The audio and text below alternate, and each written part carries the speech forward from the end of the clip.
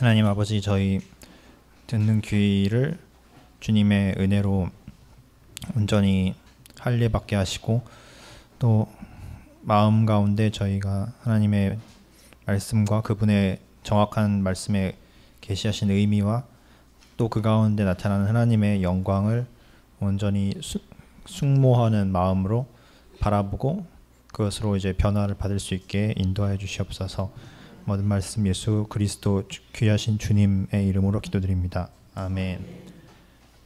요한계시록 3장을 제가 읽겠습니다. 사실 교대로 읽는 방식을 저희가 많이 사용하는데, 제가 이제 온라인을 아예 의식하다 보니까 온라인상에서 사실 그 청중이 듣는 말하는 소리는 잘 안 들리거든요. 그냥 제가 다 처음부터 좀 목이 좀 좋진 않지만 처음부터까지 다 제가 읽도록 하겠습니다. 네, 한 교회당 하나씩부터 하나 말씀을 이제 읽도록 하겠습니다. 네, 사대 교회의 사자에게 편지하기를, 하나님의 7영과 7별을 가진 이가 가라사대, 내가 내 행위를 아노니 네가 살았다 하는 이름은 가졌으나 죽은 자로다. 너는 일 깨워 그 남은 바 죽게 된 걸 굳게 하라. 내 하나님 앞에 너의 행위에 온전한 것을 찾지 못하였노니 그러므로 내가 어떻게 받았으며 어떻게 들었는지 생각하고 지키어 회개하라. 만일 일 깨지 아니하면 내가 도적같이 이르리니 어느 시에 내게 임할지 내가 알지 못하리라. 그러나 사대에 그 옷을 더럽히지 아니한 자 몇 명이 내게 있어 흰 옷을 입고 나와 함께 다니리니 그들은 합당한 자의 연고라. 이기는 자는 이와 같이 흰 옷을 입을 것이요 내가 그 이름을 생명책에서 반드시 흐리지 아니하고 그 이름을 내 아버지 앞과 그 천사들 앞에서 시인하리라. 귀 있는 자는 성령이 교회들에게 하시는 말씀을 들을지어다. 아멘. 저희가 이제 7교회를 예수님께서 선발하셔서 그 7교회에게 모든 세계 그 교회들을 대표하여서 그들에게 주님이 편지를 주시고 계세요. 그래서 이미 2장에서 에베소 교회와 그리고 첫사랑을 잃었던 에베소 교회와 핍박을 받은 서머나 교회, 그리고 이단이 서서히 침투했던 버가모 교회와 두아디라 교회에 대해서 이미 공부를 했는데, 자, 이제 4대 교회, 이제 5번째 교회까지 왔습니다. 그런데 주님께서 보통은 교회를 향해서 칭찬할 것이 있고 이제 책망할 것이 있고, 이걸 두 가지를 같이 얘기를 해주시는데, 유독 칭찬만 들은 교회들도 있고 유독 칭찬 하나도 못 듣고 책망만 들은 교회들이 몇 군데 있습니다. 책망만 들은 교회가 오늘 이제 2군데 나오는데요. 바로 첫 번째가 이제 4대 교회입니다. 주님께서 보통 자기 자신을 먼저 계시하고 이제 소개하시면서 이제 편지를 시작하세요. 그래서 여기서는 하나님의 7별과 7명을 가지시니, 7명은 이미 앞서 말씀드렸지만, 이미 예전에 이제 강해를 할 때 말씀을 드렸지만, 하나님의 7명, 이제 성령을 상징한다고 하셨고, 이사야 11장에 성령님을 7가지 형태의 이제 영으로 이제 묘사를 하셨다고 이제 제가 이제 간략히 설명을 드렸고요. 7별은 이제 교회를 의미하고 교회 목사들, 교회 당시의 천사들이라고 이제 표현했지만 교회의 사자들, 메신저들이라고 이제 얘기를 했습니다. 그래서 쉽게 말해서 예수님께서 교회 전체와 이제 교회들의 이제 그 양자들을 이제 주관하시고 다스리시는 분이라는 것, 그리고 이제 성령을 통해서 교회 안에 이제 임재하신 분이라는 것을 이제 다시 한번 계시를 해주고 계십니다. 그런데 참 특이한 게, 예수님께서 버가모 교회랑 두아디라 교회에게 자신을 나타내실 때는 좀 무서운 모습으로 나타내셨어요. 이제 버가모 교회를 향해서는 그 말씀의 검을 휘두르시는 그 전사 같은 예수님으로 나타나셨고, 두아디라 교회에게는 불꽃 같은 눈으로 인간의 모든 만물을 벌거벗은 듯이 그 꿰뚫어 보시는 그런, 또 이제 빛나는 주석 같은 발로 악을 심판하시는 그런 주님으로 묘사가 되어 있습니다. 굉장히 무섭고 두렵고 그리고 자신을 경고하시는 모습으로 권위 있는 공의로운 하나님으로 나타내셨습니다. 그런데 참 특이하게 보통 그렇게 하신 이유가 버가모 교회랑 두아디라 교회 안에 그 병균들이 침투했기 때문에 주님께서 그렇게 말씀하셨어요. 왜냐하면 그들 안에 발람의 영과 이세벨의 후계자가 이제 나타나서 영적으로 그 교회를 타락시키고 있었기 때문에 주님께서는 내가 이런 악과 결코 타협하지 않고 짓밟아 버리시겠다라는 두려운 경고의 의미로 말씀하셨습니다. 제가 이제 그 의사 출신이긴 한데, 제가 이제 보통 간 같은 장기를 치료할 때 간염 바이러스가 천천히 이제 만성 감염을 일으켜서 차차 이제 간을 완전히 망가뜨리는 그런 질환이 있는데, 그것 때문에 이제 간 경변으로 이어지고 나중에 간암으로도 이어지기도 합니다. 그런데 아직 간염 바이러스가 활발하게 그 감을 망가뜨리고 있는 도중에는 강한 항바이러스 약제를 써가지고 그 간을 이제 치료를 합니다. 바이러스를 죽이는 치료를 해요. 그런데 이미 바이러스가 다 간을 망가뜨려서 간경변에 도달하면 이미 그 바이러스를 치료하는 게 이제 의미가 없어요. 그때는 이미 간이 되돌아올 수 없는 상태로 망가진, 이미 기능이 다 나간 상태이기 때문에 그때는 이제 간을 보존하고 최대한 이식하고 그런 쪽으로 이제 치료를 하게 됩니다. 그래서 그때는 항바이러스 같은 이제 죽이는 약이 이제 의미가 없게 됩니다. 그래서 예수님의 경우도 저는 이제 비슷하다고 생각합니다. 그 버가모 교회나 두아디라 교회는 이 발람의 영과 이세벨의 영이라는 이 악한 바이러스가 막 침투해서 서서히 교회를 망가뜨리고 있는 그 진행 단계였습니다. 그래서 주님도 강한 약제로 같은 모습으로 악을 심판하는 모습으로 자신을 계시하셨는데, 사대 교회를 향해서는 전혀 그런 모습을 나타내지고 계시지 않습니다. 전혀 두려운 모습, 심판하는 모습으로 나타내지도 않고 계세요. 왜 그런다고 생각했냐면, 저는 이미 사대 교회가 이 바이러스에 계속 침투되고 망가진 끝에 결국에는 이미 다 죽은 상태가 되어버렸기 때문에 주님께서도 굳이 이 바이러스를 죽이는 그런 쪽으로 강한 모습으로 드러내실 필요가 없었다고 생각됩니다. 왜냐하면 사대 교회가 뒤에서 말씀드렸지만 2절에 보면 1절에 보면 네가 살았다는 이름은 가졌으나 죽은 자로다. 네, 이미 교회가 계속 거짓과 타협하고 타락하고 또 타락한 결과 이제 이 교회, 사대 교회에는 생명과 성령의 역사가 거의 남지 않은 상태가 되었습니다. 쉽게 말해서 교회를 구성하는 교회 구성원 대부분이 거듭나지 못한 가라지로 전락을 했고, 복음이 사실상 선포되지 않으며 복음의 생명력은 당연히 나타날 이유가 없는, 한마디로 죽은 상태에 이른 이제 교회가 되었습니다. 그래서 주님께서는 그럼에도 불구하고 이들 가운데 극소수의 살아있는 그 사람들이 있었습니다. 그래서 4절에 보면 그러나 사대에 그 옷을 더럽히지 아니한 자 몇 명이 내게 있어서 흰 옷을 입고 나와 함께 다니리니. 그래서 교회가 대부분이 죽었고 거의 다 이제 떠난 상태, 마치 중세 시대의 가톨릭 그 교황청의 그 세계와 거의 같게 되었지만, 그럼에도 불구하고 하나님께서 남은 자들을 정말 극소수는 남겨두셨고, 그들이 있기 때문에 그 두세 사람 주님을 이름으로 모인 그 사람들이 남아 있었기 때문에 그럼에도 불구하고 살았다는 이름이 있다, 이렇게 하나님께서 교회로 인정을 해주셨다 이거죠. 그렇죠? 그런데 사실상 그들도 거의 얼마 남지 않았기 때문에 이대로 계속 가다가는 사실상 이제 이 사대 교회는 없어질, 하나님에서 버리시게 될 그런 위기에 처한 교회였습니다. 그래서 2절에 보면 주님께서 너는, 여기서 너는 이라고 부른 것은 사대교회, 특별히 그 사대교회 안에 소수의 정말 남아있는 신실한 사람들, 정말 거의 다 없어지고 남은 멸종위기에 처한 그 얼마 안 되는 참된 그리스도인들을 향해서 이런 경고를 주고 계세요. 너는 일깨워라. 첫째, 너희가 있는 속한 교회 좀 있으면 이제 정말 무너지고 버림받기 일보 직전이기 때문에 너희부터 깨어나서 다른 그 남아 죽어 있는 사람들을 깨우라고 명령을 지금 주고 계십니다. 그래서 마치 심장마비 걸리기 직전에, 심장마비 된 사람을 죽기 전에 응급 심폐소생술을 해야 하듯이 너희가 지금 이렇게 가만히 있을 때가 아니라 일깨워야 할 때다라고 이제 말씀해주고 계세요. 그리고 남은 바 죽게 된 것, 거의 이제 꺼져가기 일보 직전인 성령의 역사를 다시 불을 지펴야 된다라고 말씀하고 계시는데, 그럼 구체적으로 이걸 어떻게 해야 하느냐? 3절에 보시면 첫째는 이제 네가 어떻게 받았으며 어떻게 들었는지, 여기서 무엇을 받았고 무엇을 들었을까요? 바로 그 사도들로부터 그 말씀과 사도들의 그 신앙의 가르침들, 즉 이제 기독교의 토대가 되는 진리의 가르침들을 말하고 있습니다.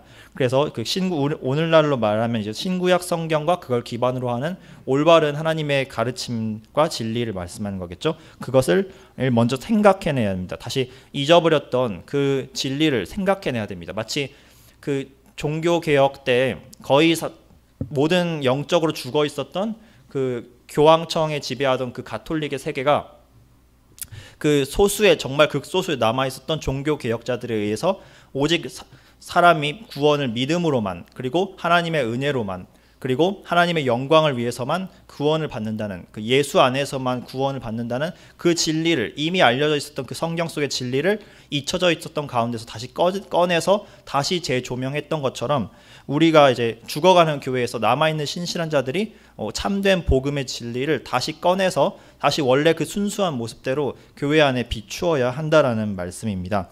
그리고 그걸로 이제 그걸 교리적으로나 그 가르침으로만 다시 재조명하는 데 그친 것이 아니라, 예수님 말씀하시기를 지키어서 회개하라, 그것을 간직하고 우리 삶에서 실제로 실천을 해야 한다는 것입니다. 복음의 진리를 우리 삶에서 실천하고 그리고 회개해야 합니다.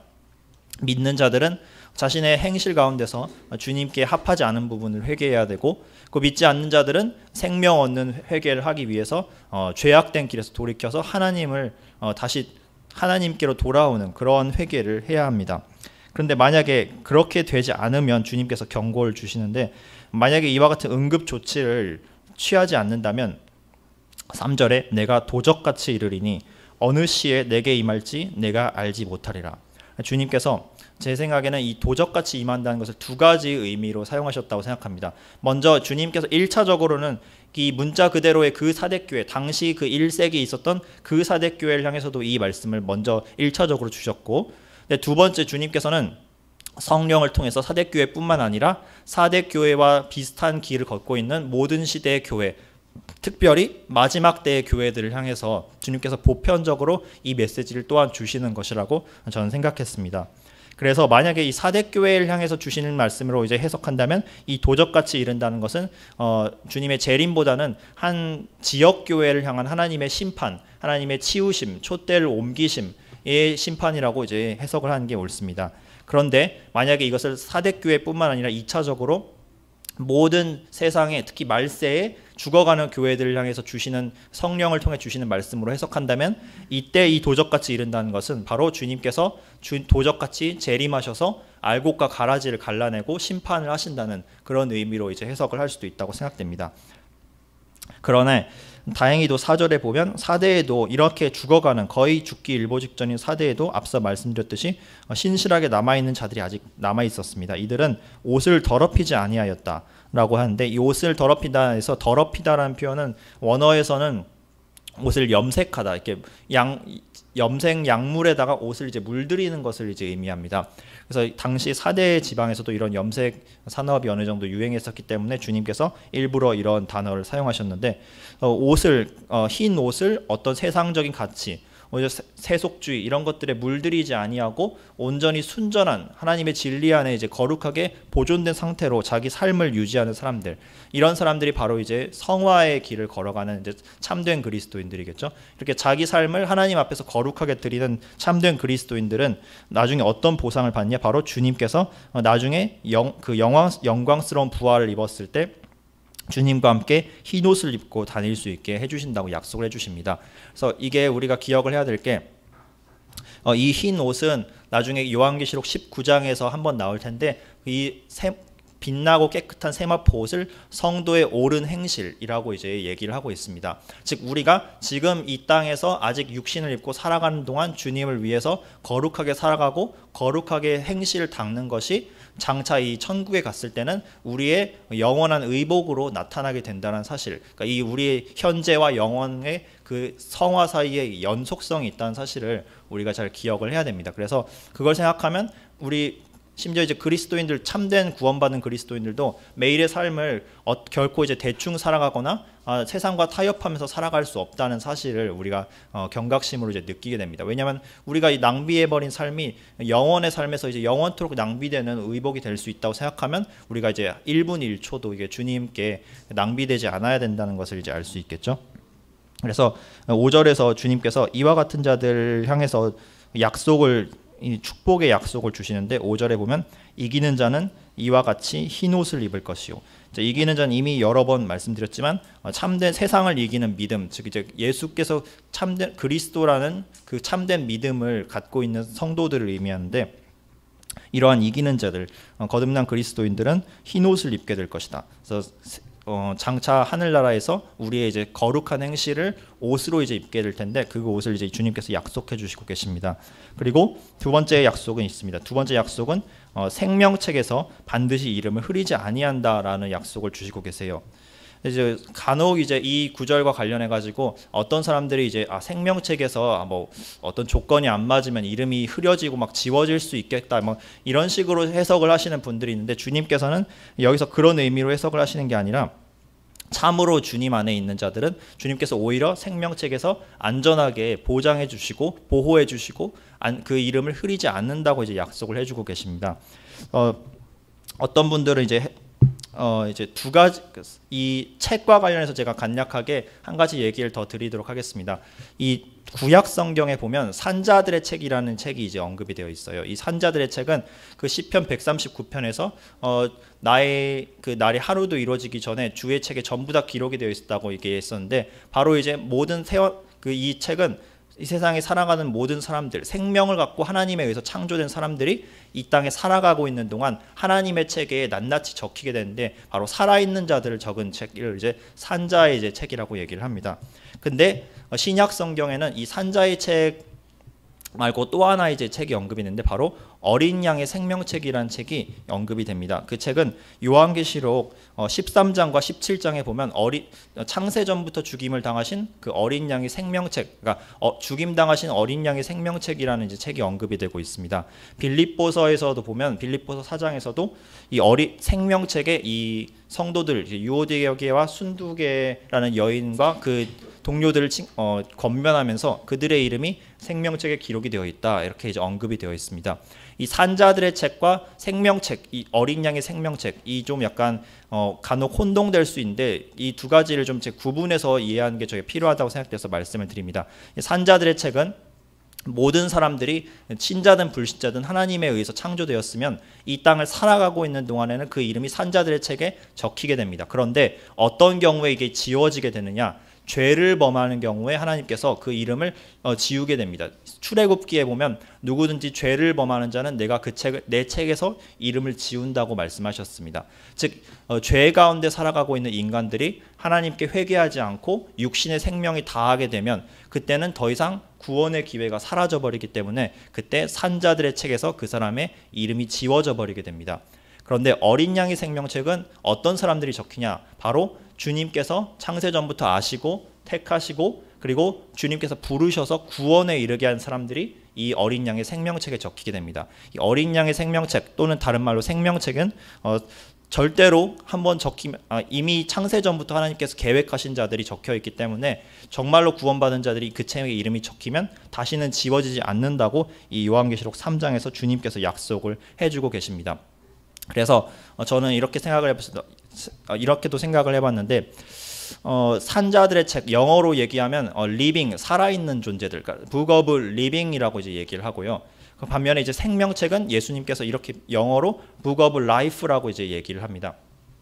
혹시 고린도전서 15장을 읽어보면 아담에 대해서 뭐라고 얘기를 했을까요? 아담은 살아있는 영, 생령이라고 얘기를 했었죠. 영어로 하면 living soul, 살아있는 영혼이라고 했습니다. 그래서 아담 안에서 태어있는 자들은 모두 living하는 존재입니다. 그래서 산자들의 책에는 아담 안에서 태어난 자들이 모두 적히게 되고, 자 그리고 반면에 예수님은 고린도전서에서 어떻게 언급을 했었죠? 살려주시는 영. 그래서 이건 quickening spirit 또는 이제 life giving spirit, 생명을 주시는 이제 존재라고 이제 예수님을 얘기를 합니다. 그래서 예수님 안에 있는 자들은 라이프 기빙 하시는 예수님 안에 있기 때문에 북 오브 라이프, 생명책에 이제 적히게 되는 것입니다. 그래서 예수님께서는 그분 안에 있는 자들, 그리스도인들, 참된 그리스도인들, 참으로 이제 중생한 자들이 생명책에서 반드시 흐리지 않을 것이라는 보존의 약속을 주시고 계십니다. 그리고 또 한 가지가 바로 주님께서 아버지 하나님 앞과 그리고 그 거룩한 천사들 앞에서 그 성도들의 이름을 시인해 주시겠다는 약속을 해주시는데, 이와 관련해서는 저희가 잠깐 그 마가복음 9장이었을까요? 마가복음 8장의 맨 마지막 절을 한번 같이 읽어보도록 하겠습니다.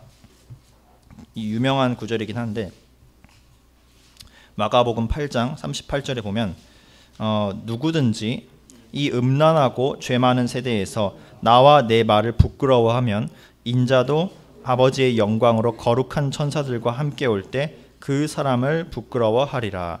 자, 마태복음에서는 이제 이 구절과 함께 동시에 이제 대응되는 또 다른 이제 얘기로도 얘기를 하시는데, 쉽게 말해서 누구든지 사람 앞에서 나를 시인하면 나도 하늘에 계신 내 아버지 앞에서 저를 시인할 것이요, 누구든지 사람 앞에서 나를 부인하면 나도 하늘에 계신 내 아버지 앞에서 저를 부인하리라 라고 이제 말씀을 주고 계십니다. 그래서 정말로 참된 그리스도인, 이기는 자들의 특징이 무엇이냐, 바로 이 세상에서, 죄 많고 음란한 이 세상 속에서 예수님, 나의 구주 되시는 예수님을 부끄러워하지 않고, 그분의 말씀을 부끄러워하지 않고 시인하면서, 삶으로 말로 시인하면서 살아가는 자들이 참된 이제 그리스도인이라는 그 말씀을 여기서 주고 계십니다. 그래서 그러한 이긴 자들은 주님께서 반드시 그 아버지 앞과 모든 천사들 앞에서 그 사람의 이름을 이제 시인해 주신 거죠. 우리가 세상 앞에서 주님을 이제 인정하고 나타내고 그분을 이제 자랑스럽게 여기면 주님께서도 우리를 이제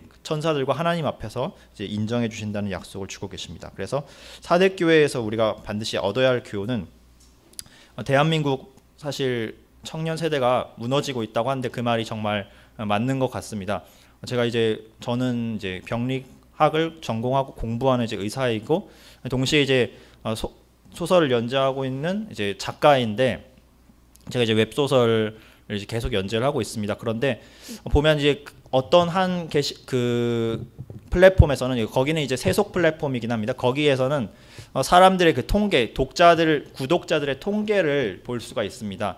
근데 그 구독자들 통계를 제가 어느 정도 이제 약간 이제 통계적인 의미가 생길 정도로 숫자가 쌓인 뒤에 대충 이제 보았을 때, 대개 이제 연령대별로 봤을 때 어떤 연령대가 가장 많았다고 혹시 생각하실까요?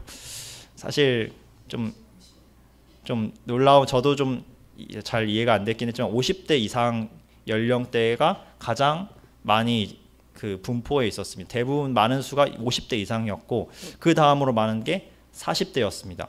그 다음으로가 30대랑 10대였고요. 가장 수가 적은 게 이제 20대였습니다. 그러니까 사실 저는 어른들을 위한 소설을 썼던 게 아니었어요. 그러니까 막 좀 나이 드신 분들을 위한 쓴 게 아니라 철저히 많은 그 청년 세대가 흥미로워할 만한 소재들을 많이 활용했고, 또 심지어 작품의 주인공들도 다 청년 때고, 이렇게 굉장히 그들을 초대하기 위한 요소들을 많이 도입해서 복음과 성경적인 내용을 전하려고 했는데, 막상 뚜껑을 열어보니까 대부분의 젊은 세대, 특별히 그들이 주로 인터넷을 많이 사용하는 세대겠죠. 근데 그들이 사실 영적인 것에, 하나님의 것에 대해서 거의 이제 관심이 없다는 것을 이런 데서도 이제 볼 수 있었습니다. 그래서 대한민국뿐만 아니라 이제 미국도 그렇고 점점 우리가 죽어가고 있는 세대, 지금 사대 교회와 같은 지금 단계로 접어들고 있는 것이 안타까운 현실인데, 우리가 남아있는 자들, 정말 남아있는 소수의 사람들이 그들을 끼워내기 위해서 정말 각성하고, 주님 자칫 잘못하면 주님 이제 오실 날이 가까운데 사실상 치워질 수 있는 그런 세대들을 위해서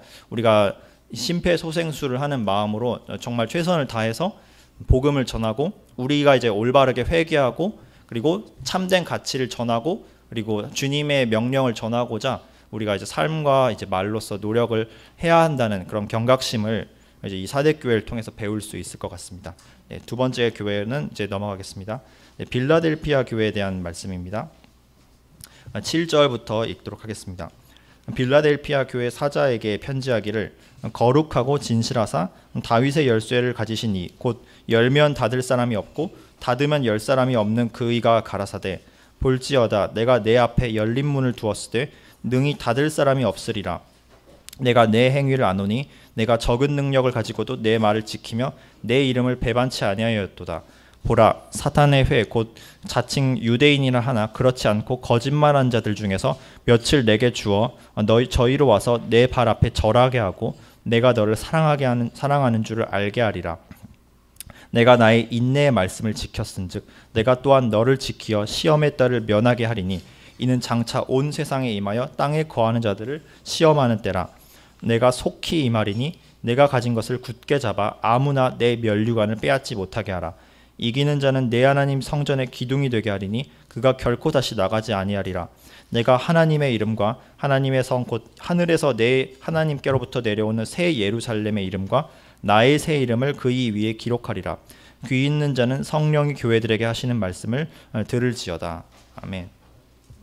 자, 빌라델피아 교회는 사대 교회와 맨 마지막에 이제 곧 나오겠지만 라오디게아 교회, 이 두 교회는 주님께 아무 칭찬을 못 받고 책망만 들은 아주 문제가 많은 교회였습니다. 그런데 이 빌라델피아 교회는 주님께 아무런 책망도 듣지 않고 오직 이제 칭찬만 들은 아주 좋은 교회였어요.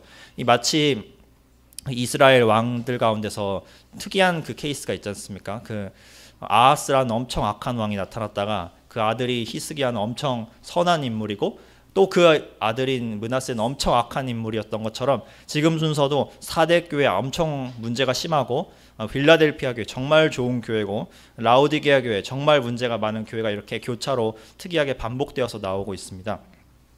빌라델피아 교회에게 예수님께서 자기 자신을 이렇게 계시하시기를 첫 번째 거룩하신 분이라고 하고 진실하신 분으로 이제 소개를 하시고 그리고 다윗의 열쇠를 가지신 이라고 이제 소개를 하고 계세요. 거룩하신 분, 이제 주님께서 그 이사야서에서도 이제 하나님을 가리키기를 이스라엘의 거룩한 이 이렇게 이제 스스로를 이제 소개하셨고 또 이제 그 마가복음에서도 보면 하나님께서 이제 많은 이제 특히 이제 귀신들이 쫓겨날 때 하나님의 아들인 예수님을 가리켜 당신은 하나님의 거룩하신 이이다 이렇게 이제 고백을 하셨었죠. 그리고 이제 다윗의 열쇠를 가지니 이렇게 주님께서 묘사를 하셨는데 스스로를 묘사하셨는데 자, 이 이미지는 앞선 그 요한이 보았던 그 찬란한 그 예수님의 이미지에서 빌려온 게 아니라 보통 이제 지금 다른 교회들에 대해서 소개할 때 주님께서 자신을 그 요한에게 계시했던 그 모습을 빌려와서 이제 소개를 하시는데 여기서는 구약 성경의 모습 이미지를 빌려오셔서 주님께서 스스로를 소개하고 계십니다. 다윗의 열쇠가 대체 구약에서 어디에 나왔는지 간략하게 이사야서 22장을 한번 같이 찾아보도록 하겠습니다. 제가 이제 읽도록 하겠습니다. 이사야서 22장 15절에 이제 이 다윗의 열쇠가 등장을 하는데요. 자, 15절에 보면 주 만군의 여호와께서 너는 이사야에게 이제 가라사대 너는 가서 그 국고를 맡고 궁을 차지한 샘나를 보고 이르기를 내가 여기 무슨 관계가 있느냐 여기 누가 있기에 여기서 너를 위하여 묘시를 팠느냐 높은 곳에 자기를 위하여 묘시를 팠고 반석에 자기를 위하여 처소를 쪼아 내었도다. 쭉 잠깐 이제 생략을 하고 19절에 보면 내가 너를 내 관직에서 쫓아내며 내 지위에서 낮추고 그날에 내가 힐기야의 아들 내 종 엘리야김을 불러 너의 옷을 그에게 입히며 내 띠를 그에게 띠워 힘있게 하고 내 정권을 그의 손에 맡기리니 그가 예루살렘 거민과 유다 집의 아비가 될 것이며 내가 또 다윗의 집의 열쇠를 그의 어깨에 두리라. 그가 열면 닫을 자가 없겠고 닫으면 열 자가 없으리라 라는 이제 말씀을 이제 주고 계세요.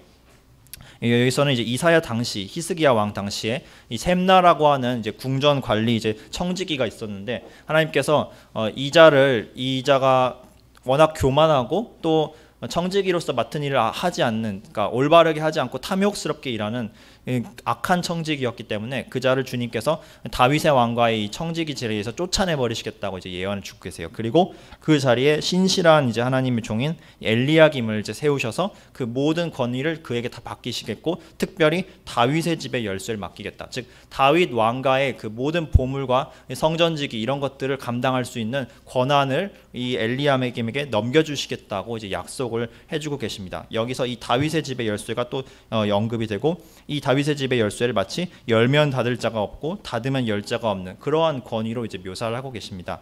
자, 예수님께서 이 이미지를 차용해 오셔서 궁극적으로 엘리야김은 어디까지나 일시적인 인물에 불과하고 궁극적으로 하나님의 왕국의 모든 권위를 지니신 분이 바로 예수님이라는 사실을 여기 묘사해 주고 계십니다.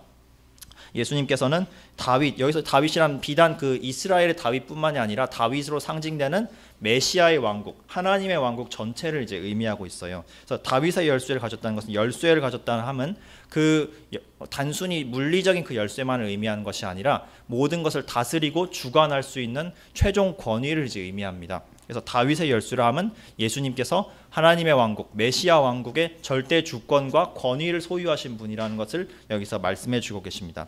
심지어 요한계시록 1장을 잠깐 저희가 보면 거기는 예수님께서 무엇의 열쇠도 갖고 있냐고 말씀을 하셨냐면 18절에 사망과 음부, 즉 이제 지옥의 열쇠도 이제 가지고 계시다고 말씀을 하고 계십니다. 주님께서는 그 사망과 음부와 지옥, 그 모든 형벌과 그 멸망의 권세까지도 주님께서 다 소유하고 계시고, 그리고 하나님 왕국과 천국의 열쇠까지도 주님께서 소유하고 계시다는 뜻입니다. 그래서 사실 어떤 사람들은 마치 하나님이 막 천국에 다스리고 계시고 막 마귀가 지옥을 다스리고 이렇게 묘사를 하고 있는데, 그건 잘못된 이미지입니다. 천국도 지옥도 전부 다 하나님이 창조하셨고 하나님이 주관하고 하나님이 절대적으로 지배하고 계시는 영역입니다. 특별히 이제 하나님의 왕국, 여기서는 단순히 천국, 우리가 죽어서 가는 그 천국뿐만 아니라 장차 임할 새 하늘과 새 땅과 또 이 땅에서 이루어지고 있는 하나님의 교회, 완성되어가는 하나님의 우주적인 교회 전부를 이제 하나님의 왕국이라고 이제 할 수 있겠습니다.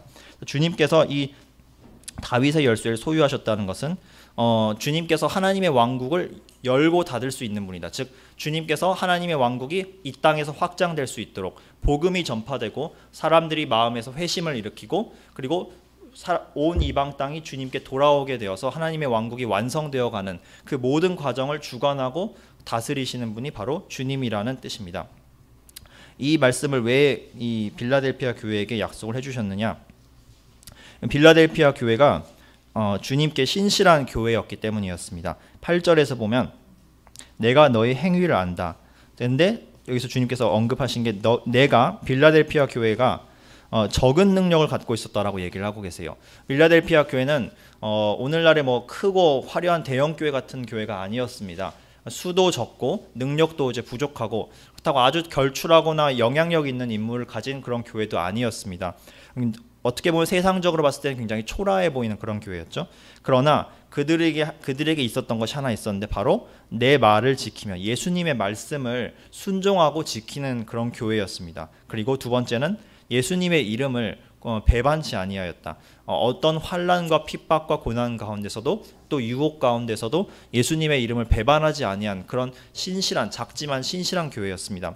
그런 교회를 주님께서 너무도 귀하게 여기시기 때문에 세상 사람들은 그걸 초라하게 볼지고 또 유명하지 않게 볼지라도 유명하지 않은 자 같으나 이 주님 안에서는 이미 유명한 자인 교회가 바로 빌라델피아 교회였습니다. 그래서 주님께서는 그들을 향해 축복하고 약속하시기를 내가 이 다윗의 열쇠를 통해서 내 앞에 열린 문을 두겠다고 하고 능히 닫을 자가 없으리라고 이제 약속을 주고 계십니다. 이게 무슨 약속일까요? 바로 주님께서 너희 신실한 교회를 통해서 이 복음의 역사가 사람들에게 확장되고 하나님의 왕국이 이 땅 가운데서 점점 확장되어 가고 실현되어 간 것을 너희 앞에 이제 기회를 열어주겠다라고 말씀을 하고 있는 것입니다. 성경에서 이제 사도행전 같은 데를 보면 열린 문은 보통 이제 주님의 말씀과 복음이 전파될 수 있도록 하나님께서 기회를 열어주시는 것을 종종 열린 문으로 이제 비유를 했습니다.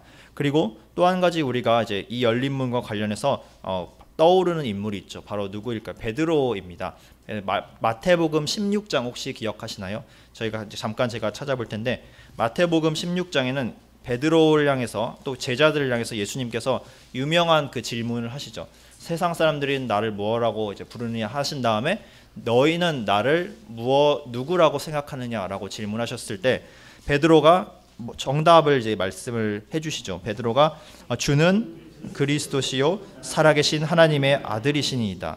이것이 바로 그 교회를 기초하게 하는 너무나도 중요한 교회의 핵심 고백이라고 생각이 됩니다. 예수님이 그리스도고 예수님이 하나님의 아들이라는 그 믿음, 그게 예수님의 교회를 이뤄나가는 기초석인 것이죠. 그래서 주님께서는 그걸 기뻐하시면서 17절에 말씀하시기를 요나의 아들 시몬아 내가 복이 있도다. 이를 내게 알게 한 일은 혈과 육이 아니라 하늘에 계신 아버지시니라. 그리고 베드로를 향해서 두 가지 축복을 이제 약속하시는데 너는 베드로라. 내가 이 반석 위에 내 교회를 세우리니 음부의 권세가 이기지 못하리라. 다른 번역에서는 지옥의 문들이 이것을 이기지 못하리라라고 이제 번역이 되어 있습니다. 천주교에서는 이 구절이 베드로가 반석이고 반석 위에 베드로의 교회를 세웠다라고 주장을 하지만 그건 이제 잘못된 이단적인 가르침입니다. 여기서 말한 이 반석이란 바로 베드로의 입을 통해서 고백된 바로 예수 그리스도를 이제 상징한다고 말씀할 수 있습니다. 뒤에서 나중에 제가 언급을 하겠지만 그 고린도전서나 그런 데서도 이 반석과 터가 그리스도라고 분명히 이제 말씀을 해주고 계십니다. 그리고 이 교회, 바로 예수님의 교회를 이 신앙 고백, 예수님을 믿는 베드로와 같은 신앙 고백들을 위해 이제 주님께서 세우실 텐데, 그 교회를 음부의 권세, 지옥의 권세, 사탄의 권세가 결단코 완전히 꺾을 수 없다라고 주님께서 약속을 해주고 계세요. 교회를 멸절시키려고 얼마나 역사 속에서 마귀가 발악을 많이 했지만 참된 그리스도인들은 절대 꺾이지 않고 계속해서 그 맥을 이어나갔던 것을 우리가 볼 수 있습니다. 그리고 주님께서 더 나아가서 19절에 보면 베드로에게 무엇을 약속해 주시냐면 천국의 열쇠를 약속해 주십니다. 다른 번역에서는 이것을 하늘의 왕국, 즉 하나님의 뜻이 하늘에서처럼 땅에서 이루어지는 그 하늘의 왕국의 열쇠를 베드로와 같은 고백을 하는 참된 교회의 성도들에게 약속을 해주고 계십니다. 이 약속은, 이 천국 열쇠는 땅에서 매면 하늘에서도 매이고 또 땅에서 풀면 하늘에서도 풀리게 하는 놀라운 권능을 지닌 열쇠입니다. 이것이 바로 복음의 열쇠, 즉 우리가 이 땅에서 사람들을 구원하고자, 사람들에게 용서와 화해의 메시지, 하나님과 화해하고자 하는 그 메시지를 전할 때 주님께서 그 기뻐하시는 자들이 돌이키고 주님께 돌아오고 거기서 하나님의 왕국이 확장되게 하는 그런 권능을 하나님께서 천사들에게 주신 게 아니라 성도들에게 주셨습니다. 천사들을 시켜서 그냥 전 세계 다 보내서 예수님 믿어라 이렇게 하는 게 뭐 효율적으로 보면 훨씬 더 사실 편할 것 같지 않습니까? 그런데 하나님께서는 굳이 그렇게 하시지 않고 굳이 믿는 성도들의 그 전도와 삶을 통해서 우리가 하나님의 왕국을 확장하는 일에 보탬이 될 수 있도록 정하셨고 그렇게 하시기를 기뻐하십니다. 그래서 이 천국 열쇠는 베드로에게 1차적으로 준 것은 맞습니다. 베드로가 여기서 줬다는 것은 베드로와 같은 사도들에게 교회의 그 기초가 되는 사도권을 주셨다는 것을 의미합니다. 그래서 사도는 딱 1세기에 예수님께서 정하신 12사도와 그 바울 사도까지만이 사도입니다. 그 뒤에 뭐 추가적인 사도는 없습니다. 신사도 운동 이런 건 다 잘못된 것이고요. 이 사도가 딱 그 시대에 한정된 이유는 그들이 신약 성경을 써야 하고 교회의 기초를 닦아야 했기 때문에 주님께서 특별한 권한을 그들에게 사도권을 주셨습니다. 그렇지만 그와 동시에 예수님을 믿는 모든 참된 성도들, 모든 시대 성도들에게도 동일하게 이와 같은 천국 열쇠의 권한을 주셨는데, 그것은 바로 우리가 하나님의 나라를 이 땅에서 실현하고 이 땅에서 하나님의 복음을 전하도록 하는 그런 권능의 열쇠가 바로 이 천국의 열쇠이고, 주님께서 그 천국 열쇠의 본체인 이 다윗의 열쇠를 이제 소유하고 있는 마스터 키를 소유하고 계신 주인이십니다.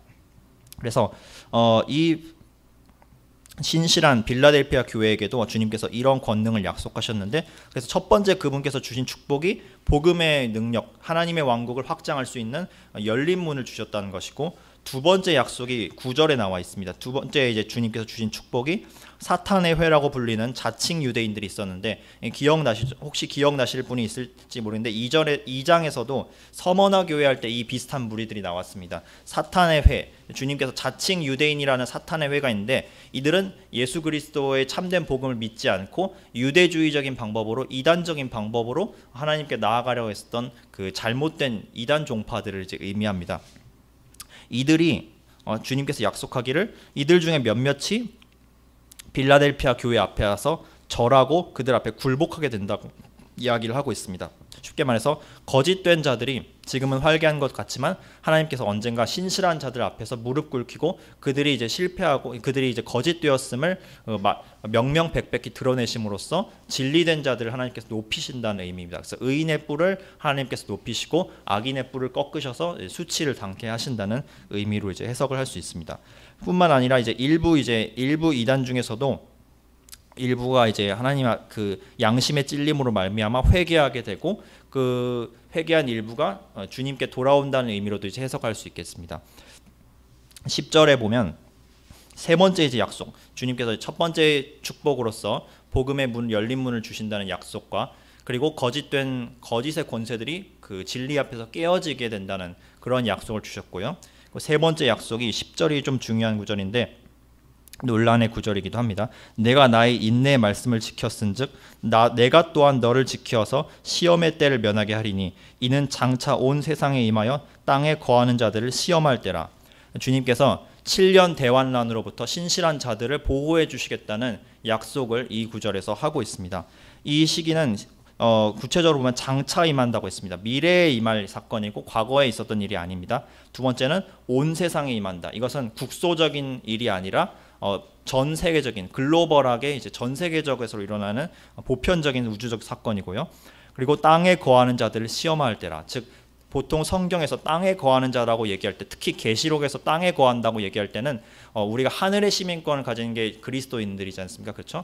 그런데 그와 대조돼서 땅에 거한다는 것은 위의 것을 생각하지 않고 땅의 것을 생각하는 자, 즉 하늘의 보화를 쌓지 않고 땅의 보화를 쌓는 자, 즉 믿지 않는 불신자들을 이제 의미합니다. 주님께서 이때 이 두려운 시험의 때 7년 환란기, 특히 이제 마지막 후 3년 반 때 악의 권세 중에 가장 강한 것을 이제 등장하게 함으로써 모든 믿지 않는 가라지들과 세상의 모든 불신자들을 시험하여서 멸망을 받게 하고, 대부분 그 중에서 이제 남은 자들 몇몇은 이제 주님께서 건져내시는 그런 시기가 바로 이 7년 환란기입니다.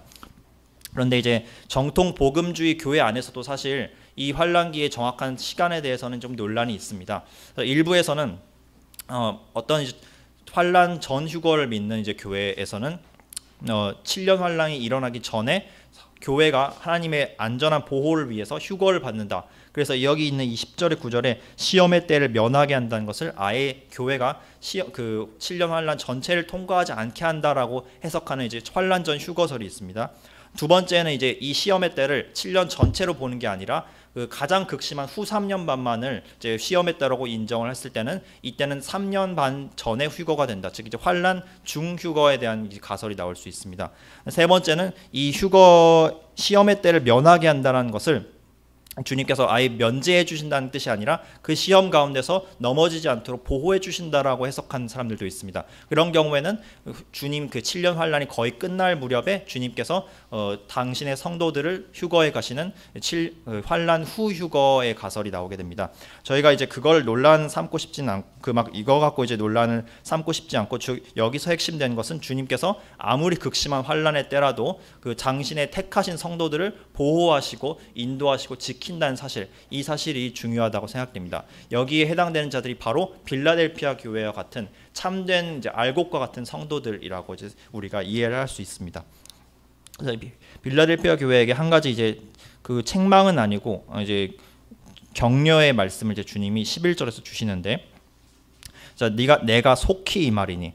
자, 주님께서 아까 사대 교회를 향해서는 뭐라고 말씀하셨죠? 도적같이 이른다고 얘기를 했었죠. 자, 주님께서 보통 믿지 않는 자들, 그 밤에 거하는 자들을 향해서는 주님께서 자신의 재림을 도적같이 임한다라고 얘기를 합니다. 그러나 믿는 자, 주님의 재림을 앙망하는 자들을 향해서는 내가 속히 오리라라고 얘기를 합니다. 그래서 우리에게는 낮에 거한 우리에겐 주님께서 내가 너희를 위해서 속히 오리라가 되지만 안 믿고 주님을 거역하는 자들에게는 도적같이 임해서 멸망을 시키는 것, 이라는 우리가 이 표현들을 잘 이제 주목을 하셨으면 좋겠습니다. 그래서 이 신실한 이 빌라델피아 교회를 향해서 내가 속히 임할 텐데 내가 가진 것을 굳게 잡아서 아무나 내 면류관을 빼앗지 못하게 하라. 여기서 빌라델피아가 가진 것은 무엇이겠습니까? 바로 신앙과 주님을 향한 이 옳은 행실이라고 할 수 있겠습니다. 내 면류관을 빼앗지 못하게 하라. 이것은 주님께서 성도들 향해서 인내하라고, 끝까지 인내하고 자신의 그 선한 행실을 이어가라는 이제 표현입니다. 우리가 믿음으로 이제 구원을 참되게 받은 성도들은 이제 구원을 주님께서 안전하게 지키시고 보호하십니다. 그런데 주님께서 그냥 자동적으로 이렇게 기계적으로 보호하시는 게 아니라 그 성도의 마음속에 끝까지 주님 안에서 인내하고자 하는 능력과 힘을 주심으로 말미암아, 즉 그 사람의 자유의지를 하나님께서 사용하심으로 말미암아 그 보호하시고 지키시고 인도하신다는 사실을 이제 우리가 기억을 해야 됩니다. 그래서 이 구절이 우리가 면류관을 빼앗기거나 뭐 구원을 빼앗길 수 있다, 이렇게 해석을 하는 것이 아니라 정말로 참된 성도라면 그 증표가 무엇이냐? 하나님 안에서 항상 거하고 떠나지 않는 것 자체가 원래부터 그것이 믿음이 참된 것이었다, 참된 믿음이었다는 것을 증거하는 징표라고 이제 우리가 이해를 하면 될 것 같습니다. 또 다른 관점에서 보면 우리가 구원은 계속 이제 하나님에서 안전히 보호되지만 우리가 상급을 받을 것이 또 추가로 있지 않습니까? 하나님 앞에서 성실하게 주님을 위해서 산 자들을 위해서 주님께서 면류관과 상급을 추가로 예비하고 계시는데, 우리가 삶을 살 때 지푸라기와 같은 재료로 막 타버릴 나무와 같은 재료로 우리 삶을 쌓으면 그것을 주님의 심판대 앞에 섰을 때 그 주님의 그 거룩한 불에 의해서 지푸라기는 다 타 없어지고 나무도 다 타 없어집니다. 그러나 주님을 위해 참된 것들, 즉 이제 금과 은과 보화로 집을 지었다면 그 집은 이제 불 가운데서 계속 남아서 영원토록 빛나게 되죠. 물론 이제 지푸라기로 집을 지었다 하더라도 반석 위에 집을 지은 자들은 이제 그럼에도 불구하고 주님께서 구원은 받으나 이제 부끄러운 구원이 될 수 있다고 고린도전서에서 이제 말씀을 해주고 계십니다. 그래서 우리가 기억해야 될 부분이 이 부분이고 12절에 보면 주님께서 또 하나의 이기는 자들을 향한 약속을 주시는데 바로 12절에 보면 이기는 자는 내 하나님 성전에 기둥이 되게 한다라는 약속을 주고 계십니다. 이와 관련해서 제가 몇 구절을 찾아서 읽어드리도록 하겠습니다. 먼저는 순서대로 고린도전서 3장에 이런 말씀이 있습니다. 하나님께서는 보통 자신의 그 성도들을 건물로서 비유하시는 경우가 많이 있으세요. 3장 잠시만요.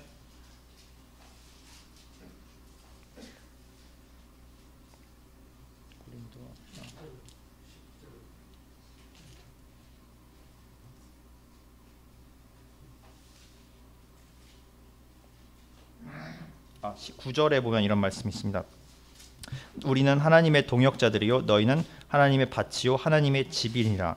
내게 주신 하나님의 은혜를 따라 내가 지혜로운 건축자와 같이 터를 닦아두매 다른 이가 그 위에 세우나 그러나 각각 어떻게 그 위에 세우기를 조심할지니라. 이 닦아둔 것 외에 능히 다른 터를 닦아둘 자가 없으니 이 터는 곧 예수 그리스도라. 그리고 이제 뒤에서 잠깐 이제 생략을 하고 16절에 이런 말씀이 있죠. 너희가 하나님의 성전인 것과 하나님의 성령이 너희 안에 거하시는 것을 알지 못하느냐라고 말씀을 하고 계십니다. 그래서 먼저 우리가 기억을 해야 될 것은 하나님께서는 그 당신의 성도들을 그 믿음으로 구원받은 사람들을 무엇으로 비유하냐면 성전으로 이제 비유를 하십니다. 개개인에 대해서도 일단 성전으로 비유하시는데 개개인 그때는 이제 너희 몸이 성령께서 거하시는 거룩한 전임을 알지 못하느냐 이렇게 이제 말씀을 하시고 또 공동체에 있어서도 즉 주님을 믿는 모든 교회가 모인 공동체 연합체에 대해서도 주님께서 이것을 성전이라고 이제 비유를 하고 계십니다. 그리고 에베소서 2장에서도 이런 말씀이 있습니다. 에베소서 2장에서도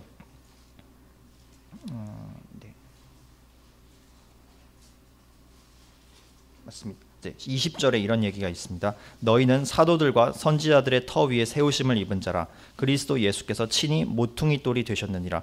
그의 안에서 건물마다 서로 연결하여 주 안에서 성전이 되어간다고 이렇게 이제 말씀이 나와 있습니다. 즉 이제 우리가 주님이라는 그 터 위에 세워진 그 건물들, 기둥들이고 그것들이 서로 건물끼리 연결이 되어감으로써 하나의 성전을 만들어 간다라고 이제 말씀을 주고 계십니다. 즉 주님 안에 있는 자들, 즉 주님의 왕국에 속한 자들은 하나님의 성전의 기둥이 된다라는 이 요한계시록 3장 12절에 주님의 약속이 바로 이러한 말씀들을 이제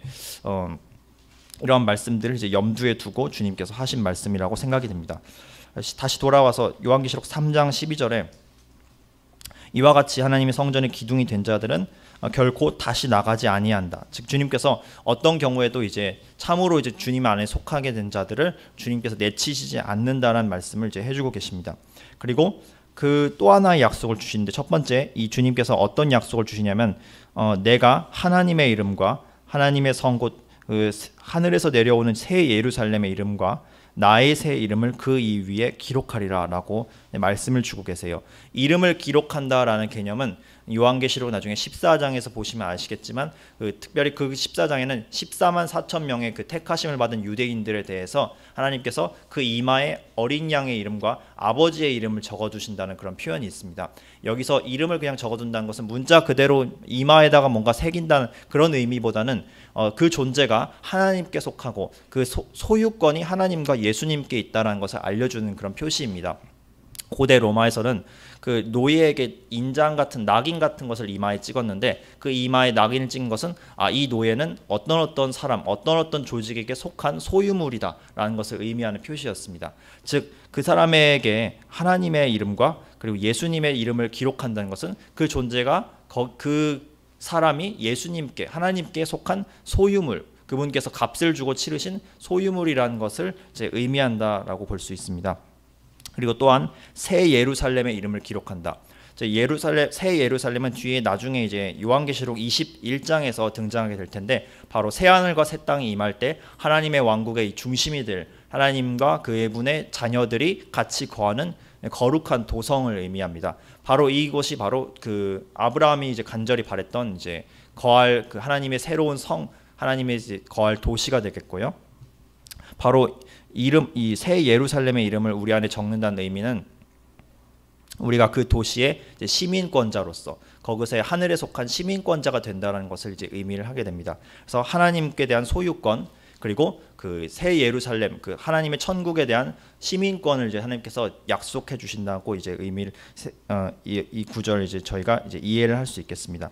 그래서 빌라델피아 교회를 통해서 저희가 그 알 수 있는 내용은, 하나님께서는 작고 신실한 교회, 특별히 이제 적은 능력을 갖고 있으나 하나님의 말씀을 지키고 순종하는 교회에게 놀라운 약속, 특별히 그 이 땅에서는 하나님의 그 복음의 역사를 진척하고 하나님의 그 열매를 맺을 수 있는 능력을 허락해 주시고, 그리고 장차 올 세상에서는 하나님께 속한 그 소유권과 그리고 하나님의 그 왕국에 속한 그 시민권을 온전한 모습으로 이제 주시겠다는 약속을 해주고 계십니다.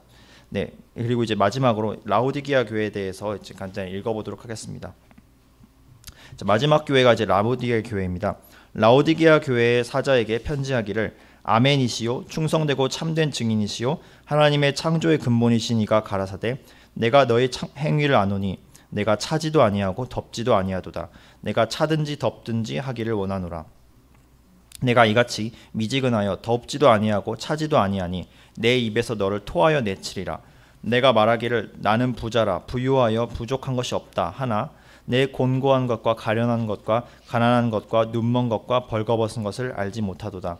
내가 너를 권하노니 내게서 불로 연단한 금을 사서 부요하게 하고 흰 옷을 사서 입어 벌거벗은 수치를 보이지 않게 하고 안약을 사서 눈에 발라 보게 하라. 무릇 내가 사랑하는 자를 책망하여 징계하노니 그러므로 내가 열심을 내라 회개하라. 볼지어다 내가 문 밖에 서서 두드리노니 누구든지 내 음성을 듣고 문을 열면 내가 그에게로 들어가 그로 더불어 먹고 그는 나로 더불어 먹으리라.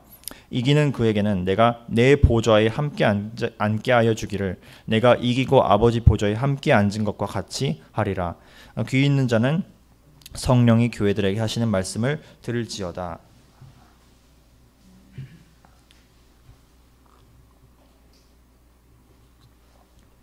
네. 자, 이제 라오디게아 교회 마지막 그 7번째 교회입니다. 주님께서 이 라오디게아 교회에게 스스로 이제 소개하시기를 아멘이라고 얘기를 하십니다. 우리가 아멘 아멘 하는데 그 주님 항상 그 마음속에서 경외심을 가져야 될 것이, 아멘 또한 예수님의 이름이다, 이름 중에 하나라는 사실을 우리가 기억을 해야 될 것 같습니다. 그래서 우리가 아무 때나 이렇게 막 아멘을 남발하는 것이 아니라 정말로 하나님을 경외하는 마음으로, 하나님께 참으로 이제 믿음으로 순종하는 마음에서 우러나올 때에만 예수님을 이름을 부르듯이 경외하는 마음으로 이제 우리가 아멘을 외쳐야 할 것 같습니다. 우리가 세상 사람들은, 믿지 않는 사람들은 막 예수님의 이름을 이제 함부로 막 부르지 않습니까? 막 욕설, 심지어는 막 이제 아무 의미 없는 말로 네, 그런 차마 그런 말할 수 없는 그렇게 말을 하는데, 우리가 이제 아멘이라고 고백을 할 때도 늘 항상 이렇게 하나님을 두려워하는 마음으로 하나님을 이름을 망령되이 잃지 말아야지, 이런 마음을 늘 갖고 이제 주님을 불렀으면 합니다. 주님께서는 또한 충성되고 참된 증인이시다. 주님께서 이제 faithful, 이제 믿음이 충만한, 신실함이 충만하신 분이고요. 참되신 분, truth라고 합니다. 이게 진리로 충만하신 분입니다. 그래서 주님께서는 신실하시고 진리 되신 분이다라는 것을 우리가 기억을 해야 되고요. 그리고 또 가장 이제 우리가 주목해야 될 부분은, 예수님께서는 바로 하나님의 창조의 근본이시다라는 사실을 우리가 기억을 해야 됩니다. 요한복음 1장에서 보면 예수님께서에 대해서 묘사하기를, 주님께서는 바로 하나님의 말씀이시고 하나님이시고 하나님과 함께 계셨다라고 이제 말씀하십니다. 그리고 지어진 모든 것들, 만물, 보이는 것과 보이지 않는 모든 것들이 이제 골로새서의 말씀에 의하면 다 예수님을 통해서, 예수님께서 직접 창조하셨고 하나님 아버지께서 예수님을 통해서 창조하셨다라고 이제 언급을 하고 있습니다. 즉 하나님께서, 즉 예수님께서는 하나님 아버지의 창조의 근본이시며 모든 것을 창조하신 그 원천이시다라는 사실을 기억을 해야 됩니다. 예수님이 바로 창조주 하나님이십니다. 그분께서 이제 경고하시기를 이 라오디게아 교회는 대단히 책망받을 점이 많은 그런 교회였습니다. 빌라델피아 교회와는 달리 이 교회는 사실상 4대 교회와 마찬가지로 거의 죽어가는 그런 교회였는데 주님께서 이걸 이렇게 묘사하십니다. 네가 차지도 않고 덥지도 않다라고 얘기를 합니다. 여기서 차지도 않고 덥지도 않다라는 표현을 어떤 많은 분들이 이걸 이야기를 신앙이 뭐 엄청 뜨겁지도 않고 막 신앙이 엄청 차갑지도 않고 그냥 뭐 물에 물 탄 듯 그런 한 신앙이다라고 해석을 보통 많이 하십니다. 일정 부분 맞는 측면도 있는데요. 좀 더 근본적인 뜻을 이제 주님께서 원 의미가 무엇인가를 제가 간략하게 설명을 드리도록 하겠습니다. 예수님께서 이 라오디게아 교회에 대해서 일부러 이런 표현을 쓰신 이유는 이 라오디게아 지방에 잘 알려져 있는 문화 풍습이 있었기 때문입니다. 라오디게아 지방에는 뜨거운 온천수가 잘 만들어졌어요. 이 온천수가 사람 약재로도 쓰이기도 하고 또 몸을 이제 따뜻하게 하기도 하고 여러 가지 좋은 용도가 많은 교회, 그 용도가 이 간헐천에서 흘러나오는 그 온천수였고요. 또 한 가지가 뭐가 있었냐면 차가운 그 눈이 녹아서 내려나는 차가운 냉수가 있었습니다. 이것은 보통 빙산 같은 게 이제 녹아서 이제 생기는 그런 차가운 물이라고 이해를 하시면 되는데 이 두 가지가 각기 용도가 달랐어요. 딱 뜨거운 물 같은 경우에는 이제 몸을 이제 치료하는 용도로 많이 쓰였고 냉수 같은 경우에는 이제 식수로서 그리고 굉장히 몸을 시원하게 하는 그런 용도로서 각기 쓰였는데 문제는 무엇이냐면 만약에 이 두 개의 물 차갑게 녹아서 흘러내린 물과 온천에서 나온 이 뜨거운 물이 뒤섞여 버릴 때가 있어요. 이럴 때는 어떻게 되냐면 이 두 물이 섞일 때 첫째는 미지근해지기도 하고 두 번째 문제는 뭐냐면 이 미지근해짐으로 말미암아 박테리아가 여기서 막 번식을 하게 됩니다. 그래서 물이 썩게 됩니다. 그래서 세 번째는 이렇게 되면 이런 물은 이 온천수의 용도로도 쓸 수가 없고 이 냉수의 용도로도 쓸 수가 없게 됩니다. 한마디로 말해서 어디에도 쓰일 바 없는 쓰레기와 같은 물이 되어버린다는 뜻입니다. 즉 주님께서 여기서 너희는 차지도 않고 덥지도 않다는 것은 너희가 그리스도인다운 역할과 기능을 전혀 하지 못하는 사실상 버려진 자들이 대부분이다라고 지금 경고를 하고 계시는 것입니다. 그래서 주님께서는 너희가 미지근하지 말고 온천수와 같이 따뜻하든지 아니면 냉수와 같이 시원하든지 제 역할을 하는 참된 그리스도인답게 열매를 맺으라 라고 지금 경고를 하고 계시는 겁니다. 그러지 않으면 내가 너희를 주님께서 16절에서 무서운 경고를 하고 계시는데 너를 토하여 내치리라. 언젠가 예수님께서는 이 땅에서 교회 가운데 그 참된 성도가 있고 거짓된 가라지들이 섞여 있지만 이걸 계속 내버려 두시지는 않습니다. 그래서 심판 날이 가까워지면 주님께서 반드시 걸러내셔서 가라지들을 어떤 이제 마태복음의 이제 표현에 의하면 악인들을 의인들 가운데서 갈라내신다라고 분명히 이제 경고를 하고 계십니다. 그게 바로 이제 여기서 주님께서 말씀하신 토하여 내치겠다라는 무서운 경고의 이제 의미입니다. 그래서 이 라오디게아 교회는 왜 이렇게 영적으로 타락하고 죽었는가 보니까 이제 17절에 이 타락의 배경에 그들의 교만과 나태함이 있었다는 사실을 알 수 있습니다. 17절에 보면 나는 부자라 부유하여 부족한 것이 없다라고 스스로 자칭을 하고 있는데 주님께서 보실 때는 너는 곤고하고 가련하고 가난하고 눈멀었고 벌거벗었다라고 이제 영적인 이들의 상태를 정확하게 지목을 하고 계십니다. 예전에 우리가 서머나 교회 배웠을 때는 서머나 교회는 어땠었냐면 그들이 보기에는 세상적으로 가난하고 비참하고 핍박받고 모든 것을 잃은 것 같이 보였습니다. 그런데 주님 보시기에는 오히려 너희가 부요한 자라라고 이제 말씀을 해주고 계세요.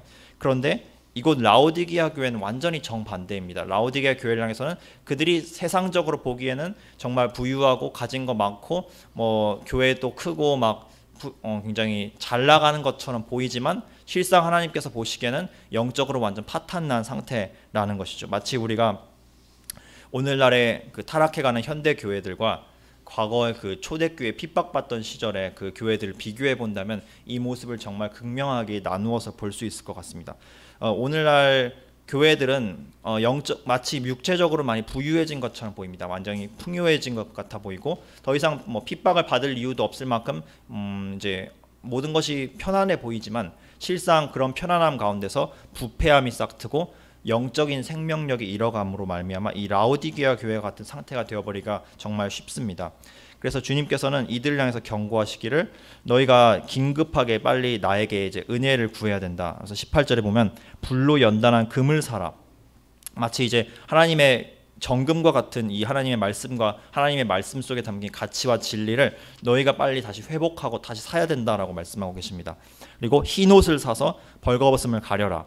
그래서 주님의 그 전적인 은혜로 공급되는, 믿음으로 공급되는 그 주님의 의를 너희가 빨리 믿음으로 받아들여서 너희가 온전히 회개하고 흰 옷으로 의로움으로 이제 주님께 얻어야 된다라고 이제 말씀하고 있습니다. 그리고 안약을 사서 눈에 발라보게 하라. 이 안약 사업도 이 라오디게아 교회, 라오디게아 지방에서 굉장히 유행하던 그 명물 사업 중 하나였는데요. 주님께서도 이제 너희가 진정한 안약을 내게서 사서 영적인 눈을 띄우고 하나님을 볼 수 있는 그 참된 눈을 나로부터 사서 이게 일깨워야 된다라고 이제 말씀을 하고 계십니다. 여기서 사서 보라, 사라 이렇게 거듭해서 사라고 이제 표현이 되어 있는데 우리가 주님께 모든 것을 이제 은혜로서 공급받는 것이 아닌가라고 생각하는데 맞습니다. 모든 하나님께서 오는 것이 주님께로 공급되는 모든 것이 이제 은혜로 공급되는 것이긴 하지만 우리가 또 기억을 해야 되는 것은 우리가 예수님을 얻기 위해서는 우리가 세상의 것들을 그 마음 가운데서 포기해야 됩니다. 그리고 우리가 진정으로 주님께 나아가기 위해서는 이 마치 보화를 이제 우리가 딱 밭에서 발견했을 때 그걸 얻기 위해서 모든 것을 다 팔아서 사야 했던 것처럼 주님의 십자가를 짊어지기 위해서는 우리의 이제 생명까지도 아끼지 않고 모든 것을 헌신짝처럼 배설물로 여기는 그러한 전적인 돌이킴이 필요하다는 의미에서 우리가 주님께 값을 지르고 산다라는 표현도 틀리지는 않다고 생각됩니다. 그래서 주님께서는 이들 라오디게아 교회가 이렇게 망해가는 교회였지만 그럼에도 불구하고 정말 사랑하셨다는 것을 알 수 있어요. 19절에 보면 부른 내가 사랑하는 자를 책망하여 징계하노니 그러므로 내가 열심을 내라 회개하라. 주님께서 이렇게 몰락해가는 교회지만 많은 자들이 죽어있는 그런 교회지만 그럼에도 눈물로 그들을 사랑하시고 계셨기 때문에 주님께서 내가 너희를 사랑하기 때문에 이렇게 엄하게 징계하고 또 이제 책망하는 것이니 어서 돌이키라. 주님께서 이렇게 책망하고 징계하신 이유는, 자녀들을 책망하신 이유는 그들이 멸망으로 나아가지 말라고, 그들이 완전히 파산되지 말라고, 주님께 돌아오라고, 하나님께 돌아오라고, 그런 사랑의 마음에서 하는 책망이라는 사실을 우리가 항상 기억을 해야 합니다. 20절에 보면 주님께서 이 라오디게아 교회에 속한 많은 거듭나지 않은 불쌍한 영혼들 개개인을 향해서 말씀하시기를 20절에 볼지어다 내가 문 밖에서 서서 두드리노니 누구든지 내 음성을 듣고 문을 열면 내가 그에게로 들어가 그로 더불어 먹고 그는 나로 더불어 먹으리라. 하나님께서 우리 마음을 열어주셔야 우리가 하나님 예수님을 영접할 수 있는 것 맞습니다. 그것도 이제 우리 맞지만 그와 동시에 하나님께서는 우리가 그 주님의 성령의 감동을 받았을 때 우리 안에서 우리가 주님께 결단하고 하나님을 우리 의지로 받아들이도록 그 영접의 결단을 하시기를 원하십니다. 이거는 이제 믿지 않는 자들에게도 1차적으로는 아직 거듭나지 않은 자들에게 일단 주님께서 하시는 말씀이시고 총망의 그 책망과 이제 권면의 말씀이시고 그와 동시에 교회를 향해서도 타락해 가서 이제 힘을 잃어가는 교회를 향해서도 너희가 너희 안에 예수의 생명력을 잃어가고 있을 때 내가 너희를 지금 문 밖에서 너희를 지금 기다리고 있으니 어서 다시 회개하고 나를 이제 받아들여라. 나의 생명을 이 교회 안에 충만히 채우도록 너희가 이제 결단을 하고 다시 회개하고 부흥의 결단을 하여라. 이렇게 주님께서 말씀을 하고 계십니다.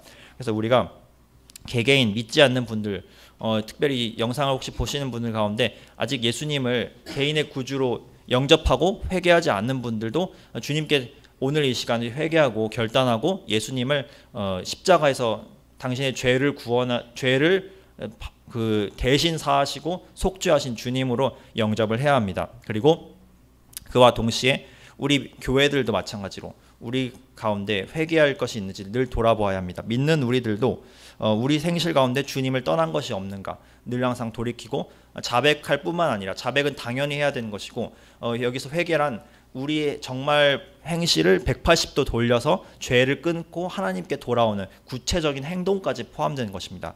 이와 같은 회개가 교회 안에서도 임해야 되고 또 믿지 않는 자들의 마음에서도 임해야 된다는 것을 주님께서 말씀을 하고 계십니다. 마지막으로 주님께서 여기서 중요한 약속을 주시는데 21절에 보면 이기는 그에게는 내가 내 보좌에 함께 앉게 하여 주기를 내가 이기고 아버지 보좌에 함께 앉은 것과 같이 하리라. 참 저는 7개의 교회들에게 주님께서 다양한 축복의 약속들을 해주셨습니다. 에베소 교회를 향해서는 생명나무의 약속을 주셨고, 서머나 교회를 향해서는 둘째 사망의 해를 입지 않는다는 약속을 주셨습니다. 버가모 교회를 향해서는 만나와 더불어서 그리고 흰 돌을 주시겠다는 약속을 주셨고, 두아디라 교회를 향해서는 철장 권세로 주님과 함께 다스리는 권한을 주시겠다고 말씀을 하셨습니다. 사대 교회를 향해서는 흰옷과 또 생명책에서의 보호, 그리고 주님이 이제 아버지 앞에서 시인해 주시는 그런 약속을 주셨죠. 빌라델피아 교회를 향해서는 하나님의 이름과 그리고 예루살렘의 이름을 주시겠다는 약속을 주셨습니다. 전부 다 놀랍고 이제 우리가 감당하기 힘든 그런 은혜이지만, 저는 솔직히 이 라오디게아 교회에게 해주신 약속만큼 우리가 더 놀랍게 받아들일 수 있는 게 없다고 생각됩니다. 주님께서 아버지 보좌에 앉으셨는데 주님께서는 약속하시길 이기는 자는 내 보좌에 내가 너희를 같이 앉게 해주신다라고 약속을 해주세요. 저희 제한된 머리로는 이걸 도무지 사실 상상을 할 수가 없다고 생각돼요. 예수님께서는 당연히 하나님이시니까 아버지 보좌에 같이 앉는 건 너무 당연한 것인데, 우리 죄인에 불과한 우리 인간들이 죄 전적인 은혜에 힘입어서 구원받았을 뿐인 우리 죄인이 어찌 예수님의 보좌에 같이 앉는 그런 과분하기 짝이 없는 그런 은혜를 우리가 어떻게 입을 수 있겠습니까? 그런데 이게 바로 하나님이 인간을 향해 사랑하시는 마음이 이와 같다고 저는 생각합니다. 그래서 하나님께서는 우리를 멸하시기를 기뻐하시는 게 아니라 자격 없는 우리에게도, 어떻게 보면 멸망받았기에 합당한 우리에게도 당신의 은혜와 하나님 성부 성자 성령 하나님 안에 존재하는 그 무한한 사랑을 나눠주고 싶어서, 심지어는 그분의 보좌까지 함께 해주고 싶어서 모든 것을 내어주시고, 십자가상에서 그분이 가진 모든 것, 하나님의 아버지와 아들과 성령의 그 모든 것을 예수님께서 내어주신 그 이유가 우리들과 함께 사랑을 나누되 보좌에까지 이르도록 같이 사랑을 나누고 싶어서 주님께서 이와 같은 놀라운 일을 하셨다는 걸 생각할 때, 우리가 겸손한 마음과 함께 정말 우리의 겸손이 주님의 겸손에 비하면 정말 아무것도 아닌데 어떻게 이와 같은 감사함을 누릴 수 있는가를 늘 생각을 하면서 주님께 그 감사와 찬양을 드려야 된다고 생각됩니다. 그래서 오늘 말씀은 일단 여기까지 전하도록 하겠습니다. 기도로 마치겠습니다.